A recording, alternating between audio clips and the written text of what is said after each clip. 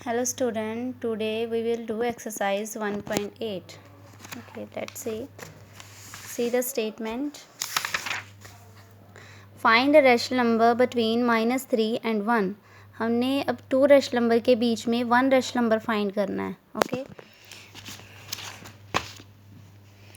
First of all draw a number line. Okay, and number line की जो right side है उस side पे पॉजिटिव नंबर आते हैं, जो लेफ़्ट साइड है उस साइड पे नेगेटिव नंबर आते हैं. सेंटर में हमने जैसे 0 लिखा है, इधर 1 2 3 नंबर, -1 -2 -3. अगर ज़्यादा नंबर लिखने हैं वो भी लिख सकते हैं. अभी हमें चाहिए कितना, -3 एंड 1. तो हमने -3 और 1 इन दोनों को मैंने यहाँ पे ऐसे थोड़ा सा सिंबल लगा लिया कि इन दोनों के बीच वाले रेशनल नंबर फाइंड करने हैं. तो इनके बीच में 3 रेशनल नंबर्स हैं. ठीक है, तो 3 रेशनल नंबर हैं, लेकिन उन्होंने बोला है 1 रेशनल नंबर फाइंड करो. तो हमने यहाँ तो अभी तीनों लिख लिए हैं, लेकिन अगर 1 सेलेक्ट करना है तो आप कोई भी ले सकते हो. बुक में आंसर के अकॉर्डिंगली -1 है. अगर आप -2 लिख दो या 0 लिख दो वो भी ठीक होगा. ठीक है, और ये नहीं होता कि जैसे अगर ये तीनों रेशनल नंबर हैं ना, तो यही तीनों ही हैं, इनके बीच में और भी रेशनल नंबर होते हैं. तो मीन्स कि अगर कोई पूछे कि 2 रेशनल नंबर के बीच में कितने रेशनल नंबर होते हैं, तो आपने ये काउंटिंग वाइज नहीं बताना कि 1 होते हैं, 2 होते हैं, 5 होते हैं, 10. इनफाइनेटली होते हैं. ये अगर हम फाइंड करते जाएं तो उनके बीच में रेशनल नंबर आते जाएंगे. जैसे एक मेथड होता है कि अगर हम फर्स्ट -3 और जैसे ये तो हो गया, अगर -2 और -1 इन दोनों को मैं प्लस करूं, ठीक है, इन दोनों को प्लस करके 2 से डिवाइड करूं. ये आपकी बुक में भी है ये मेथड. ये हम कम यूज़ करते हैं क्योंकि ये थोड़ा लेंथी हो जाता है, लेकिन एक स्टेप बता देती हूँ. -2 -1/2 कितना बन जाएगा, -3/2. तो इन दोनों के बीच में एक रेशनल नंबर और आ जाता है -3/2. तो मैंने सिंपल वे से ही करवा दिया था. अगर फिर से ये करना है, दोबारा से ये कर सकते हो. जैसे -3 और 1 है, तो इनके बीच में भी आप ऐसे कर सकते हो, इसको सॉल्व कर सकते हो. इनके प्लस माइनस माइनस कितना आ जाएगा, -2/2. तो कितना आ जाएगा, -1. तो इस वजह से हमारे पास -1 आ गया. उन्होंने अभी 1 रेशनल नंबर बोला है. ठीक है, मैंने थोड़ा सिंपल वे से किया था. अब आपकी मर्ज़ी है कि अगर आपने इस वे से करना, सिंपल वे से कर लो. अगर a + b/2 करके करना है, a + b/2 कर लो. ये क्या होगा, ये वाला, और b कि मीन्स अगर कोई 2 रेशनल नंबर हैं उन दोनों को प्लस करें और 2 से डिवाइड कर दें. रिज़ल्ट ये होता है a + b/2. जो भी दो रेशनल नंबर आएंगे उनको प्लस करके 2 से डिवाइड करना आता है. तो इसके अकॉर्डिंगली भी हमारे पास रेशनल नंबर फाइंड हो जाते हैं. ठीक है, ओके. तो अभी इन तीनों में से हमने -1 सेलेक्ट कर लिया. Next sum number 2.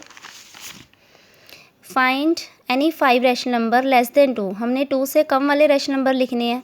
तो यहाँ पे भी मैंने थोड़ा सिंपल वे से किया है कि एक नंबर लाइन सबसे पहले ड्रॉ कर दी है और यहाँ पे ऐसे लिख दिया 0 1 2, इधर -1 -2. और हमने सारे 2 से जो लेस देन लेने हैं, तो ये सारे 2 से छोटे होते हैं इधर वाले लेफ़्ट वाले. तो इसलिए -3 -2 -1 0 एंड 1. ठीक है, तो इन्होंने इस वे से किया हुआ है यहाँ पे. ठीक है, उन्होंने लिया हुआ है कि जैसे 0 + 2 और उसको 2 से डिवाइड किया, ऐसे 1/. तो आपकी मर्ज़ी जैसे भी करना है. ठीक है, ये थोड़ा उन्होंने अलग मेथड लगाया हुआ है. मैंने सिंपल करवाया तो सिंपल भी, इसके आंसर जो हैं वो भी डिफरेंट हो जाएंगे क्योंकि हम अगर मेथड अलग लगाएंगे, लेकिन वो जो मेथड है वो करेक्ट होना चाहिए. ठीक है, अब जैसे थर्ड सम है. Find 2 rational number between -2/9 and 5/9. तो इन दोनों में जो डिनोमिनेटर्स हैं वो सिमिलर हैं, लाइक फ्रैक्शन है ये. तो यहाँ पे कितना आ जाएगा, -2/9 एंड 5/9. तो हम क्या करेंगे, पहले एक नंबर लाइन ड्रॉ करेंगे. ठीक है, और यहाँ पे 0 1 2 3 4 5 -1 -2 -3 -4. ठीक है, और यहाँ पे -2/9 और ये मैंने जैसे जैसे मार्क कर लिया इधर 5/9. अब इनके बीच वाले कितने रेशनल नंबर आ रहे हैं, -1/9 1 2 3 4 5 6 रेशनल नंबर आ रहे हैं. तो अगर आपने 6 के 6 लिख देने हैं तो लिख लो, अदरवाइज़ वैसे उन्होंने बोला है 2 रेशनल नंबर फाइंड करो, तो हमने 2 कोई भी सिलेक्ट कर लिए. मैंने ये ले लिया -1/9 एंड 0/9. ठीक है, आंसर में इन्होंने 4 रेशनल नंबर लिख दिए हुए हैं. अगर आप 2 भी लिख दो तब भी ठीक है. ठीक है, ओके. एक और बात, सबसे पहले आपने इसमें क्या करना होता है, ये सारे जैसे 0 to 5 लिया और इधर -1 to -4 ले लिया। इससे ज़्यादा भी नंबर ले सकते हैं, अगर नहीं भी लेने 2 तक ही लेने हैं 2 तक भी ले लो। और जैसे इन दोनों के नीचे 9 है तो फिर सभी को 9 से डिवाइड किया। इससे जो हमारा फ्रैक्शन है वो थोड़ा ईजिली हो गया। ठीक है, तो अगर नहीं ऐसे तो दूसरा वे करना है, फिर से आ जाएगा -2/9 + 5/9 और इसको आगे हमने 2 से डिवाइड करना है। इस वजह से जैसे हम करेंगे थोड़ा लेंथी होता जाएगा और टाइम भी ज़्यादा लगेगा, तो इसलिए ये थोड़ा ईजी है और हमारा टाइम भी सेव हो जाएगा। ठीक है, नेक्स्ट है पहले सम नंबर 4 से। Sum number 4, find 2 rational number between 1/5 and 1/2। तो यहाँ पे ये दोनों जो डिनोमिनेटर हैं डिफरेंट है। अब इसके लिए क्या मेथड है, हम सबसे पहले क्या करना है, दोनों का डिनोमिनेटर सिमिलर करना है। तो हम क्या करेंगे, दोनों का एलसीएम ले लेंगे। तो एलसीएम लेने पे हमारे पास आ गया 10। अब 1/5 है, दोनों के डिनोमिनेटर हमने 10 बनाने हैं। 5 को किसके साथ मल्टीप्लाई करेंगे कि 10 आए, 2 से, जिसके साथ नीचे किया उसी के साथ ऊपर 2/10। 1/2 इसको किसके साथ मल्टीप्लाई करेंगे, 5 के साथ, तो 5 के साथ मल्टीप्लाई, 5 के साथ डिवाइड, 5/10। अब इन दोनों के बीच में कितने रैशनल नंबर आ रहे हैं, अगर नंबर लाइन के अकॉर्डिंगली देखा जाए तो 2 और इधर 5 है। ठीक है, तो 2/10, तो इसके बीच में आ रहा है 1/10 और 3/10 एंड 4/10। तो ये दोनों, ये सीधा ही आ जाएगा 3/10 एंड 4/10। इसमें है अभी 2 ही है। लेकिन अगर इससे ज़्यादा रैशनल नंबर फाइंड करने हैं फिर हमने ये वाला मेथड नहीं लगाना है। ठीक है, मान लो यही स्टेटमेंट है तो फिर वो बोलते हैं कि आप इसमें 10 रैशनल नंबर फाइंड करो, तो फिर हमने किसी 1/5 और 1/2 इसको किसी बड़े नंबर से मल्टीप्लाई करना है। फिर हमने एलसीएम नहीं निकालना, सीधा सोचना है कि दोनों के डिनोमिनेटर भी सेम हो जाए और हमारे पास ज़्यादा से ज़्यादा रैशनल नंबर भी आ जाएं। एक सम है 7 सम, वो है ऐसे, जैसे सम नंबर 7 में इन्होंने बोला है find 10 rational number between 3/5 and 3/4। तो यहाँ पे आ रहा है 3/5 एंड 3/4। दोनों का अगर मैं एलसीएम लूँ तो आता है 20।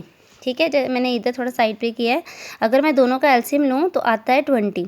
अब मैंने दोनों का 20 डिनोमिनेटर बनाया तो उसके अकॉर्डिंगली 12 और 15 आ गया।